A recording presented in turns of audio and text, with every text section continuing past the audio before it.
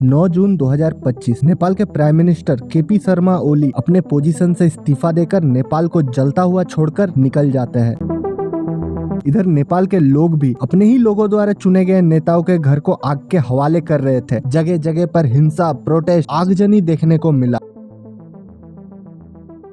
लेकिन नेपाल में शुरू से ऐसे हालात नहीं थे, बल्कि एक समय था जब नेपाल में लोकतंत्र नहीं बल्कि राजशाही का दौर हुआ करता था। उस दौर में राजा का शासन था। लेकिन 1 जून 2001 की उस भयानक राज दरबार में हुए हत्याकांड ने नेपाल के आने वाले कल को हमेशा हमेशा के लिए बदल के रख दिया। और आज की इस वीडियो में हम बात करेंगे कैसे उस एक रात में नेपाल के सबसे शक्तिशाली परिवार को एक झटके में खत्म कर दिया गया।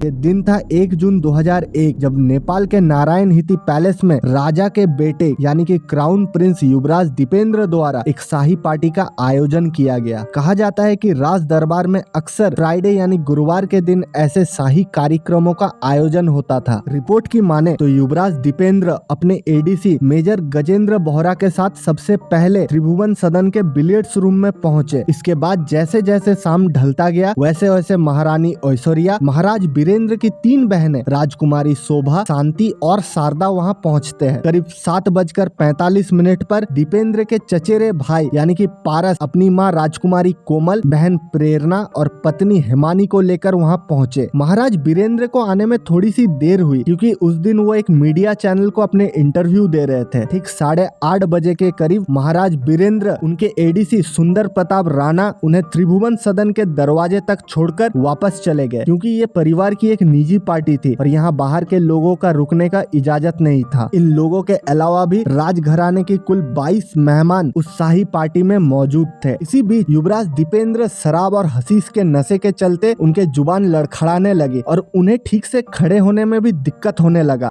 तभी युवराज के छोटे भाई निरंजन, चचेरे भाई पारस और निजी डॉक्टर राजीव शाही ने युवराज दीपेंद्र उनके बेडरूम तक छोड़ कर आते हैं। जोनाथन ग्रिक्सन अपने किताब मैस्कर एट द पैलेस में लिखते हैं, कमरे में अकेले छोड़ दिए जाने के बाद दीपेंद्र बाथरूम गए और वहां उन्होंने उल्टी की। फिर बाथरूम से निकलकर एक सैनिक की वर्दी पहनी। उन्होंने अपनी 9mm की पिस्तल, MP5 के सबमशीन गन और कोल्ड M16 राइफल उठाई और दोबारा बिलियर्ड्स रूम की तरफ चल पड़े। जब वो बिलियर्ड्स रूम में पहुंचते हैं तो उनके दोनों हाथों में बंदूक थी और वो पूरी सैनिक के वर्दी में थे। साथ ही में वो एक काला चश्मा भी पहना हुआ था। इसके बाद दीपेंद्र ने अपने पिता महाराज वीरेंद्र की तरफ देखा, लेकिन उनके चेहरे पर कोई इमोशन नहीं था। इसके अगले ही पल उन्होंने अपने दाहिने हाथ में पकड़े हुए MP5 के सबमशीन गन के ट्रिगर को दबा दिया। कई गोलियां छत पर लगी और छत के प्लास्टर उखड़कर नीचे गिर गए। कुछ समय तक तो सभी मेहमान उसी जगह खड़े रहे। जाहिर सा बात है सभी दीपेंद्र के इस हरकत से चौंक उठे थे। सबको लगा कि शायद दीपेंद्र से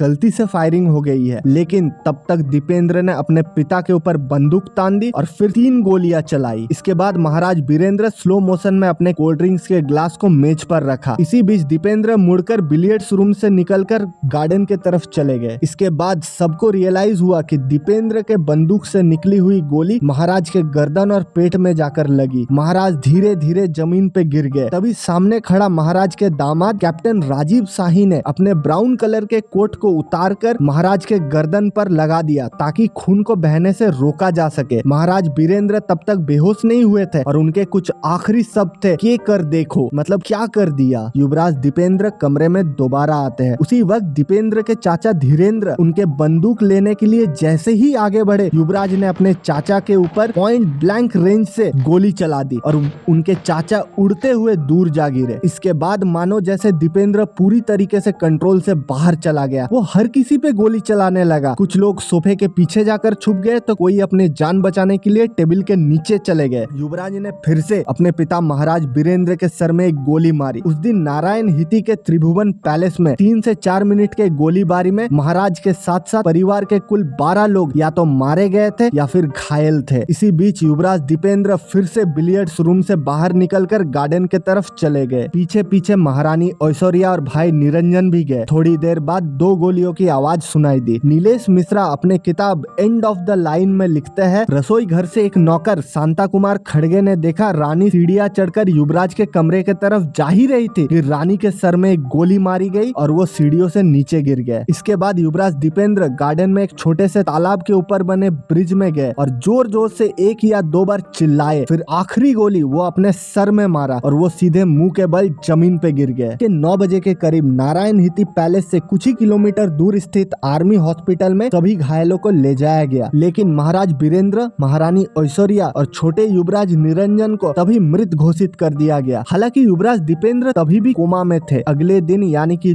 2 जून को किसी भी न्यूज़पेपर में इस खबर की कोई जिक्र नहीं था, लेकिन ये खबर ज्यादा देर तक छुपने वाली कहाँ थी। हत्या के 14 घंटे बाद यानी कि दोपहर 12 बजे के करीब रेडियो के जरिए नेपाल के जनता को सूचित किया गया। पूरे नेपाल इस बात को सुनकर हैरान था और सभी के मन में बस एक ही सवाल था, आखिर महाराज वीर विक्रम वीरेंद्र को अपने ही बेटे द्वारा गोली मारने के पीछे क्या वजह हो सकता है। इस सवाल का जवाब देते हुए युवराज दीपेंद्र की बुआ केतकी चेस्टर बीबीसी को दिए एक इंटरव्यू में बताती है, दीपेंद्र एक लड़की से प्यार करता था और उनके दादी और उनके माँ इस रिश्ते के खिलाफ थी। साथ ही में उनको दिए जाने वाले पैसों में भी कटौती होने लगा। शायद इसी वजह से उन्होंने अपना आपा खो दिया। खैर 2 जून 2001 को जब राज परिवार के सब यात्रा शुरू हुई तो पूरा नेपाल के काठमांडू जैसे सड़कों पे उतर आया। महाराज के सम्मान में लोगों ने अपने सर मुड़वा लिए। फिर युवराज दीपेंद्र को भी कभी भी होश नहीं आया और 4 जून के सुबह 3:40 पर उन्होंने भी अपना प्राण त्याग दिया। महाराज बीरेंद्र के गुजर जाने के बाद उनके छोटे भाई यानी कि ज्ञानेंद्र को राजा बनाया गया, लेकिन नेपाल के राजशाही इस एक रात से कभी उभर नहीं पाया और फिर 2008 में राजशाही को पूरी तरीके से खत्म करते हुए नेपाल में लोकतंत्र का स्थापित किया गया। आज फिर से नेपाल के लोग सड़कों पे उतर आए हैं। हम उम्मीद करते हैं कि हमारे नेपाल के भाइयों और बहनें सभी सुरक्षित रहे